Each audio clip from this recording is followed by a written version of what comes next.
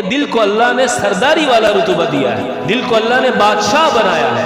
اب دلوں کی دو قسمیں ہیں، نرم دل اور دوسری قسم دل کی ہے دل کا سخت ہو جانا۔ کن باتوں کی وجہ سے انسانوں کے دل سخت ہو جایا کرتے ہیں اور کن اعمال کی وجہ سے انسانوں کے دل نرم رہتے ہیں؟ دل کس نے بنایا؟ اللہ نے بنایا۔ اللہ ہی بتائے گا نا کہ کن کاموں کی وجہ سے تمہارا دل خراب ہو جائے گا اور کن کاموں کی وجہ سے تمہارا دل صحیح رہے گا۔ اور اللہ بھی چاہتا ہے کہ میرے بندے کا دل نرم رہے، میرے بندے کے دل میں رہوں۔